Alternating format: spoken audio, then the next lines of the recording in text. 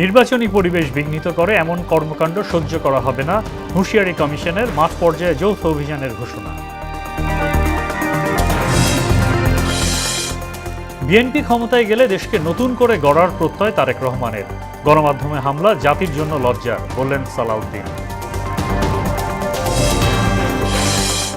হাদি হত্যাকাণ্ডের মূল আসামি সম্পর্কে সুনির্দিষ্ট তথ্য নেই পুলিশের কাছে, তদন্তে সর্বোচ্চ গুরুত্ব দেওয়া হচ্ছে, বললেন ডিবি প্রধান। এবং বাংলাদেশ হাইকমিশনে হামলা নিয়ে দিল্লির বক্তব্য প্রত্যাখ্যান ঢাকার, চরমপন্থীদের হাইকমিশনের সামনে আসতে দেওয়ার কঠোর সমালোচনা।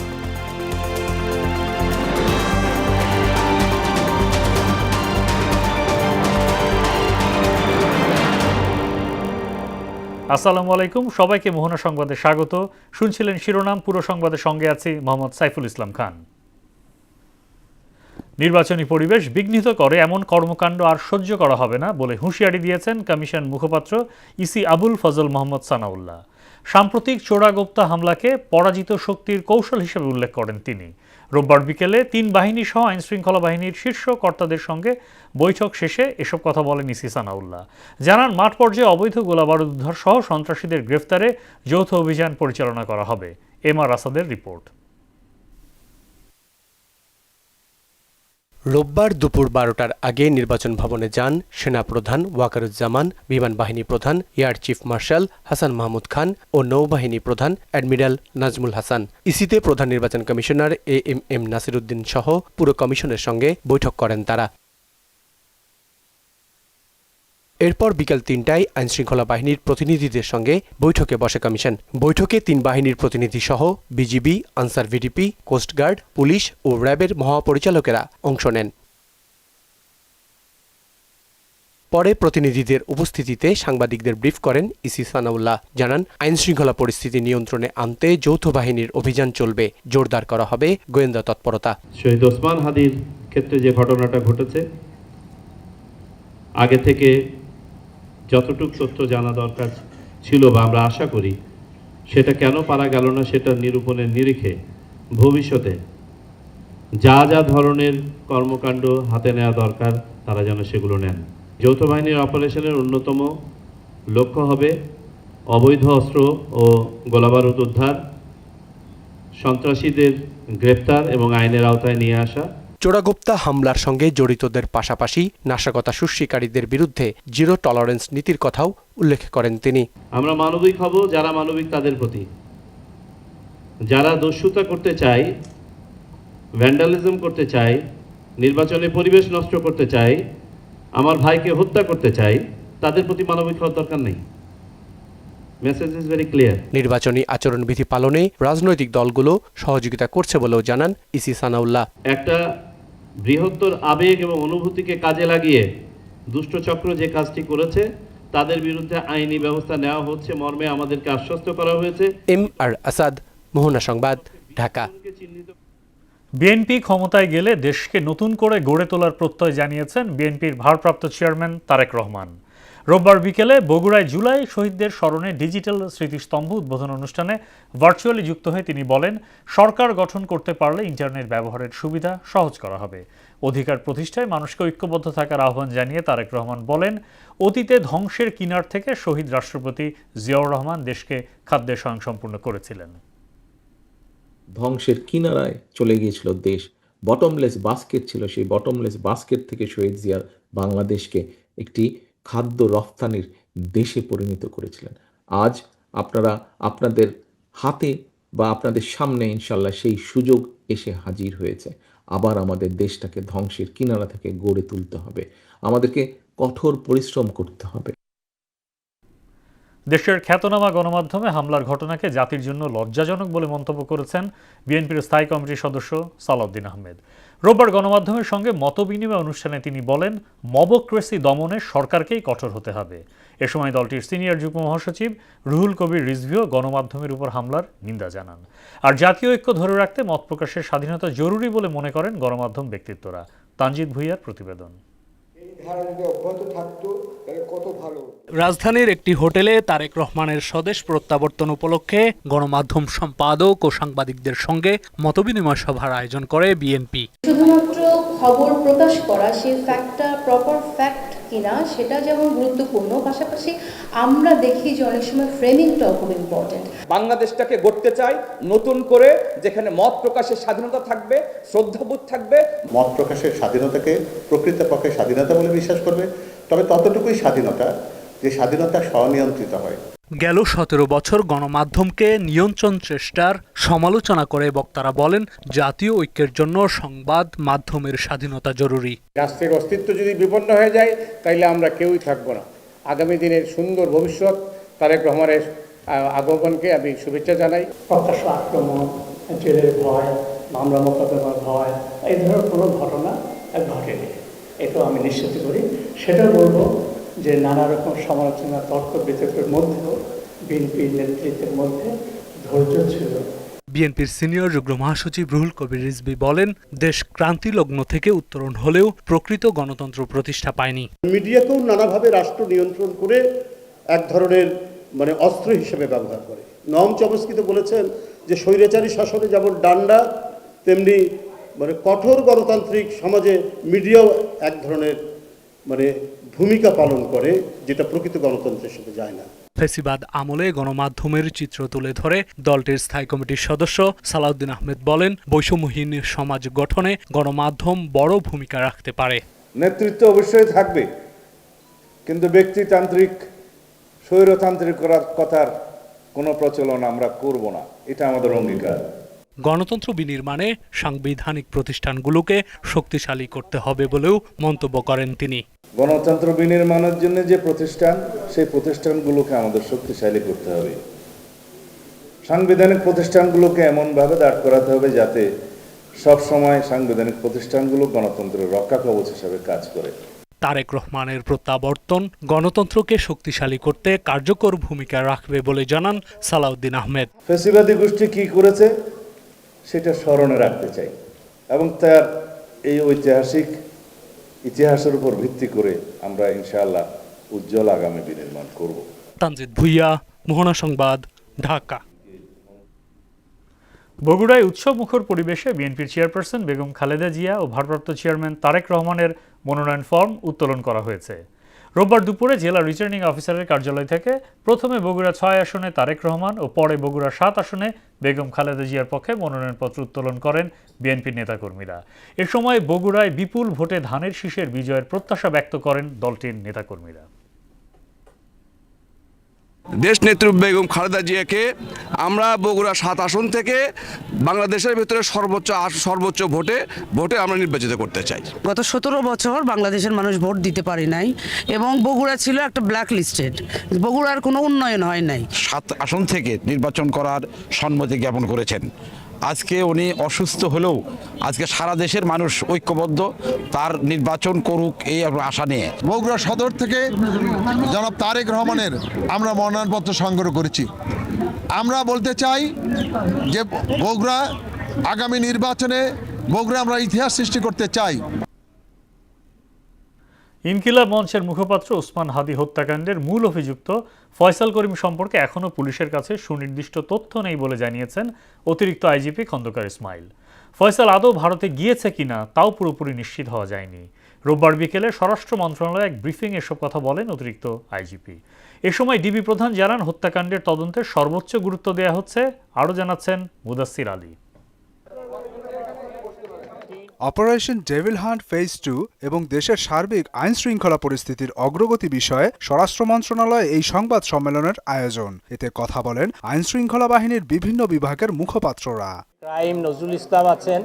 অতিরিক্ত আইজিপি খন্দকার রফিকুল ইসলাম বলেন, ইনকিলাব মঞ্চের মুখপাত্র ওসমান হাদির হত্যাকারী ফয়সাল সম্পর্কে এখনও পুলিশের কাছে কোনো সুনির্দিষ্ট তথ্য নেই। এক্ষেত্রে পুলিশ এবং গোয়েন্দা সংস্থা কাজ করছে। শেষ অবস্থানটা সুনির্দিষ্টভাবে আমাদের কাছে এভাবে তথ্য নাই। আমরা নানাভাবে আমাদের তদন্তকারী অফিসাররা, আমাদের গোয়েন্দারা চেষ্টা করে যাচ্ছে। তিনি জানান, অনেক সময় অপরাধীদের অবস্থা নিয়ে বিভ্রান্তি ছড়ানো হয়। ভারতে চলে যাওয়ার বিষয়টি কৌশলও হতে পারে। অপরাধীরা নানা ধরনের এর তথ্য দিয়ে, বিভ্রান্তিকর তথ্য দিয়ে নিজেদের অবস্থানটা গোপন করারও প্রয়াস চালাতে পারে, সেরকম একটা প্রচেষ্টা হতে পারে। আমরা দেশের ভিতরে বা কোথায় সে আছে আমরা তার অনুসন্ধান আর তদন্ত আমরা চালিয়ে যাচ্ছি। এদিকে উসমান হাদি হত্যার ঘটনাটি এখন ডিবিতে তদন্তনাধীন। সংস্থাটির প্রধান শফিকুল ইসলাম বলেন, এই হত্যাকাণ্ডকে সর্বোচ্চ গুরুত্ব দিয়ে তদন্ত করা হচ্ছে। প্রাথমিকভাবে ধারণা করা হচ্ছে এর পেছনে রাজনৈতিক উদ্দেশ্য জড়িত। মনে হচ্ছে যে ব্যক্তিগত কোনো শত্রু না, এটা কোনো রাজনৈতিক থেকে হত্যাকাণ্ডটা সংঘটিত, এটা আমাদের প্রাথমিকভাবে ধারণা। স্বার্থে যেহেতু এটা আমরা সর্বাধিক গুরুত্ব দিয়ে বসতেছি, আমরা সবগুলো খুঁজতেছি, সবগুলো যে সম্ভাবনা আছে সবগুলো সম্ভাবনায় আমরা দেখছি। হাদির হত্যাকাণ্ড নিয়ে সোশ্যাল মিডিয়ায় বিভ্রান্তি সৃষ্টিকারীদের বিরুদ্ধে ব্যবস্থা নেওয়া হবে বলে জানান অতিরিক্ত আইজিপি খন্দকার রফিকুল ইসলাম। যারা এরকম গুজব ছড়াচ্ছে আমরা তাদের বিরুদ্ধে অবশ্যই ব্যবস্থা নিব। মুদাসসির আলী, মোহনা সংবাদ, ঢাকা। আগুনে মানুষ পোড়ানো এবং প্রতিষ্ঠান জ্বালিয়ে দেওয়াকে গর্হিত কাজ উল্লেখ করে সরকার এসব বরদাস্ত করবে না বলে মন্তব্য করেছেন ধর্ম উপদেষ্টা আফম খালিদ হোসেন। রোববার সচিবালয়ে এক অনুষ্ঠানে তিনি বলেন, ময়মনসিংহের ঘটনাটি অত্যন্ত নিন্দনীয়। রাষ্ট্র পরিচালনার ক্ষেত্রে এগুলো বড় বাধা হয়ে দাঁড়িয়েছে। মব সৃষ্টিকারীদের অবিলম্বে আইনের আওতায় আনা হবে জানিয়ে ধর্ম উপদেষ্টা বলেন, সব স্থাপনার নিরাপত্তা নিশ্চিত করা সরকারের জন্য কঠিন।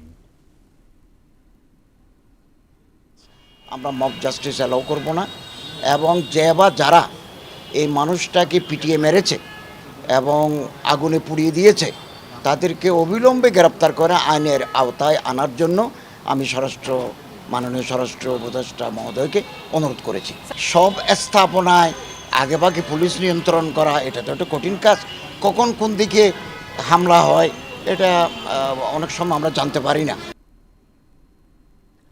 দিল্লিতে বাংলাদেশ হাইকমিশনে উগ্র ভারতীয়দের আক্রমণের ঘটনায় দিল্লির দেয়া ব্যাখ্যা প্রত্যাখ্যান করেছে অন্তর্বর্তী সরকার। রোববার পররাষ্ট্র মন্ত্রণালয়ে সাংবাদিকদের সঙ্গে আলাপকালে প্রতিক্রিয়া জানান পররাষ্ট্র উপদেষ্টা মোহাম্মদ তৌহিদ হোসেন। তিনি বলেন, দিল্লিতে বাংলাদেশের হাইকমিশনারকে হত্যার হুমকি দেওয়া হয়েছে। হিন্দু চরমপন্থী সংগঠনকে বাংলাদেশ হাইকমিশনের সামনে আসতে দেওয়ার সমালোচনাও করেন তিনি। এদিকে দিল্লিতে বাংলাদেশ হাইকমিশনের সামনে উগ্রবাদীদের স্লোগান ও হুমকি ধামকির বিষয়ে এক বিজ্ঞপ্তিতে ভারতের পররাষ্ট্র মন্ত্রণালয় বলেছে, বাংলাদেশ হাইকমিশনের সামনে নিরাপত্তা বেষ্টনী ভেদ হয়নি। বাংলাদেশের মিশন কূটনৈতিক এলাকার গভীরে অবস্থিত, এমন না যে এটা বাইরে কোনো জায়গায় অথবা কূটনৈতিক এলাকার শুরুতে, তা কিন্তু না।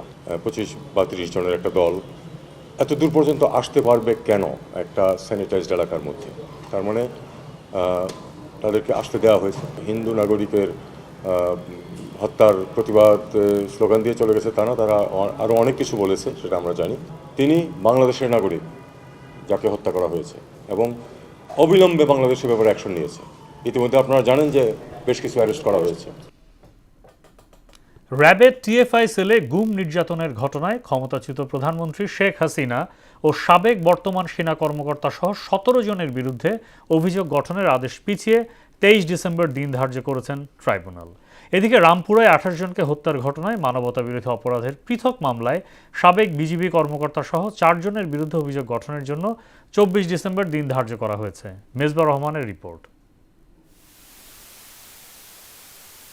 টাস্কফোর্স ফর ইন্টারোগেশন সেলে গুম নির্যাতনের ঘটনায় মানবতা বিরোধী অপরাধ মামলায় গ্রেপ্তার 10 সেনা কর্মকর্তা সহ 17 জনের বিরুদ্ধে অভিযোগ গঠনের বিষয়ে আদেশের দিন থাকলেও তা পিছিয়ে আগামী মঙ্গলবার নতুন দিন ধার্য করেছেন আন্তর্জাতিক অপরাধ ট্রাইব্যুনাল।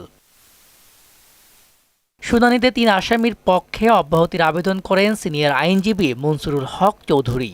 3 জন আসামি তাদের ডিসচার্জের অ্যাপ্লিকেশন দিয়েছে, সেটার উপর হিয়ারিং প্লাস চার্জ ফ্রেমিং।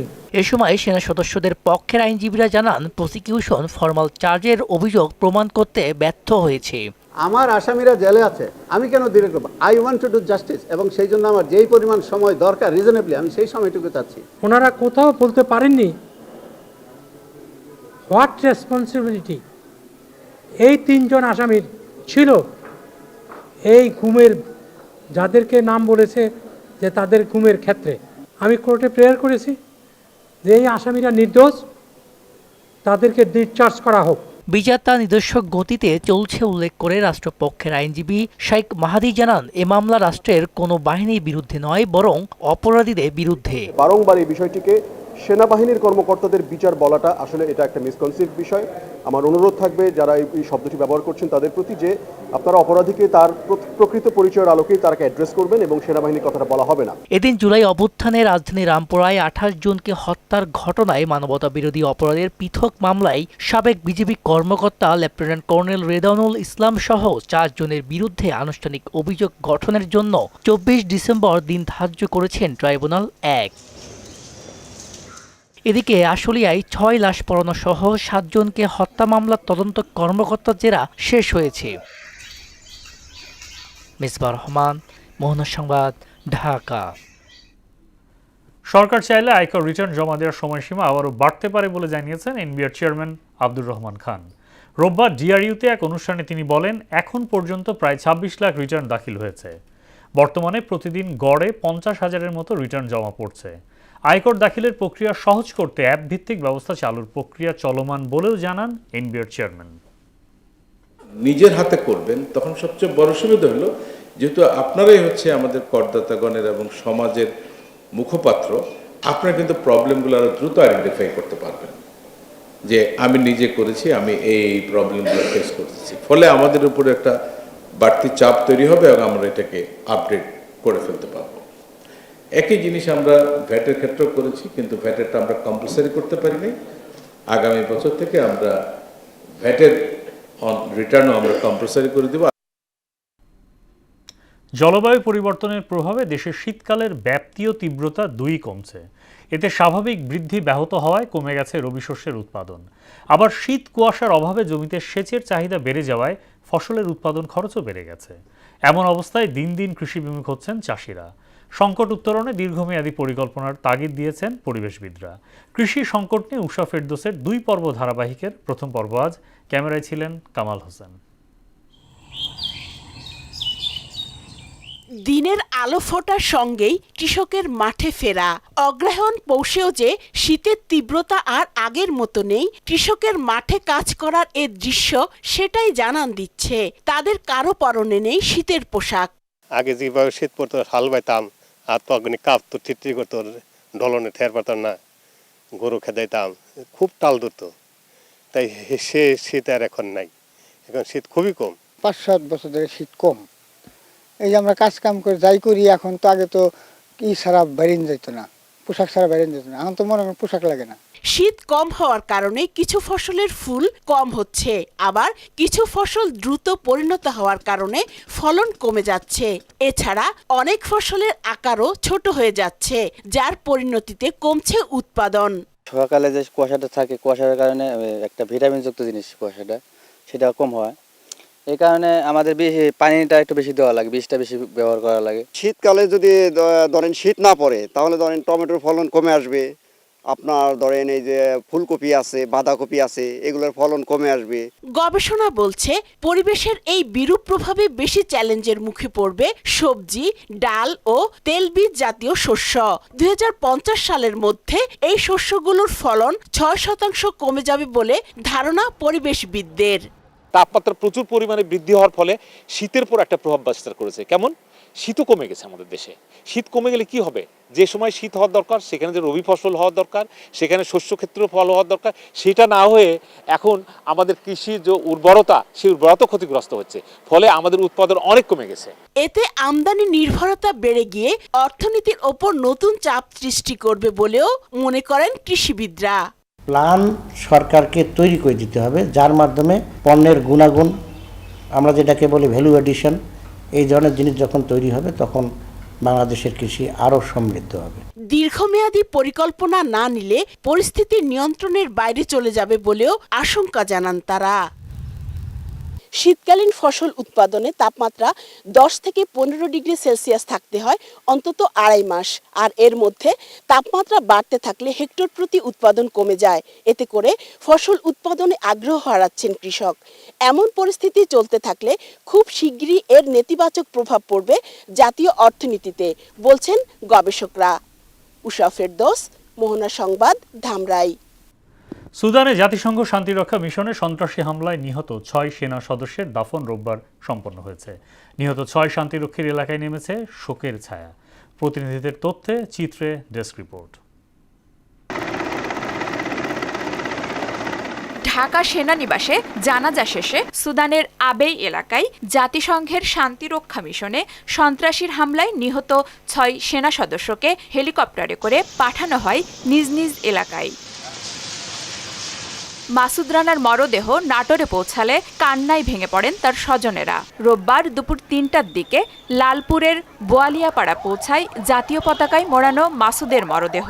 তাকে এক পলক দেখতে ভিড় করেন বন্ধু, আত্মীয় স্বজন ও প্রতিবেশীরা। দ্বিতীয় জানাজা শেষে স্থানীয় কবরস্থানে দাফন করা হয় মাসুদকে। কুড়িগ্রামের মমিনুল ইসলাম ও শান্ত মণ্ডলের ঢাকা সেনানিবাসে প্রথম জানাজা শেষে হেলিকপ্টারে করে ২ শহীদ সেনা সদস্যের মরদেহ উলিপুর নিয়ে যাওয়া হয়। পরে সেখান থেকে তাদের মরদেহ গ্রামের বাড়িতে নিয়ে জানাজা সম্পন্ন হয়। এরপর গার্ড অব অনার প্রদান শেষে পারিবারিক কবরস্থানে দাফন সম্পন্ন হয়। তাদের এই মৃত্যুতে এলাকায় শোকের ছায়া নেমে এসেছে। রোববার দুপুর ১:৩০টার দিকে সেনা সদস্য শামীম রেজার মরদেহ আনা হয় রাজবাড়িতে। এ সময় স্বজনদের চোখের জলে ভারী হয়ে ওঠে হোগলাডাঙ্গি গ্রাম। পারিবারিক কবরস্থানে শামীম রেজাকে দাফন করা হয়। যারা জাতিসংঘের মিশনে আছে তার জন্য সতর্কতার সঙ্গে কাজ করে, সেই ব্যাপারে আমাদের সবসময় কামনা থাকবে। মৃত্যুতে শোকার্ত এলাকাবাসী, আল্লাহ পাক যেন উচ্চ মাকাম দান করে। তার অকাল মৃত্যুতে উপজেলা প্রশাসন কালুখালী সমবেদনা জ্ঞাপন করছে। সেনা সদস্য সবুজ মিয়ার জানাজা শেষে পারিবারিক কবরস্থানে পিতার কবরের পাশে দাফন করা হয়। গাইবান্ধার পলাশবাড়ির ছোট ভগবানপুরে পৌঁছানোর সঙ্গে সঙ্গেই পুরো এলাকায় নেমে আসে শোকের ছায়া।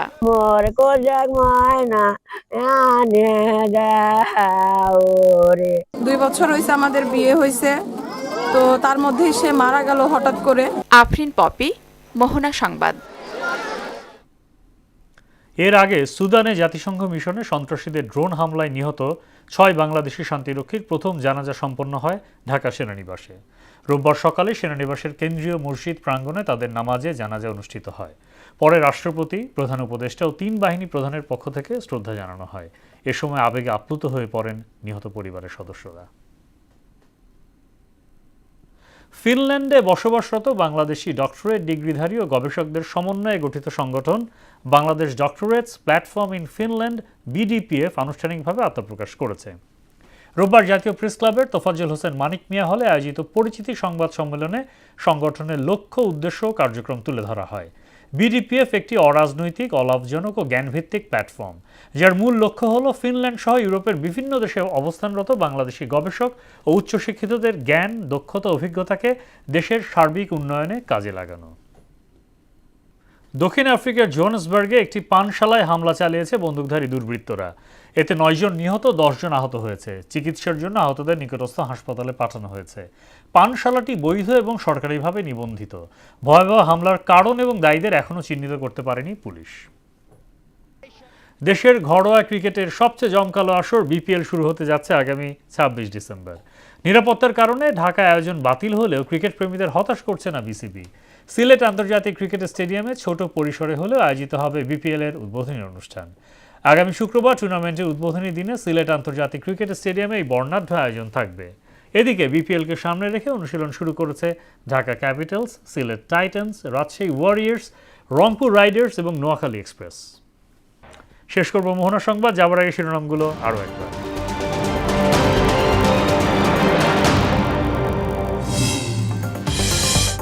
নির্বাচনী পরিবেশ বিঘ্নিত করে এমন কর্মকাণ্ড সহ্য করা হবে না, হুঁশিয়ারি কমিশনের। মাঠ পর্যায়ে যৌথ অভিযানের ঘোষণা। বিএনপি ক্ষমতায় গেলে দেশকে নতুন করে গড়ার প্রত্যয় তারেক রহমানের। গণমাধ্যমে হামলা জাতির জন্য লজ্জা, বললেন সালাউদ্দিন। হাদি হত্যাকাণ্ডের মূল আসামি সম্পর্কে সুনির্দিষ্ট তথ্য নেই পুলিশের কাছে, তদন্তে সর্বোচ্চ গুরুত্ব দেওয়া হচ্ছে, বললেন ডিবি প্রধান। এবং বাংলাদেশ হাইকমিশনে হামলা নিয়ে দিল্লির বক্তব্য প্রত্যাখ্যান, ঢাকার চরমপন্থীদের হাইকমিশনের সামনে আসতে দেয় কঠোর সমালোচনা। এই ছিল মোহনা সংবাদে। মোহনার সবশেষ খবর জানতে ভিজিট করুন www.mohana.tv। সংবাদ দেখতে পারেন ফেসবুক, ইউটিউবেও। এতক্ষণ সঙ্গে থাকার জন্য ধন্যবাদ।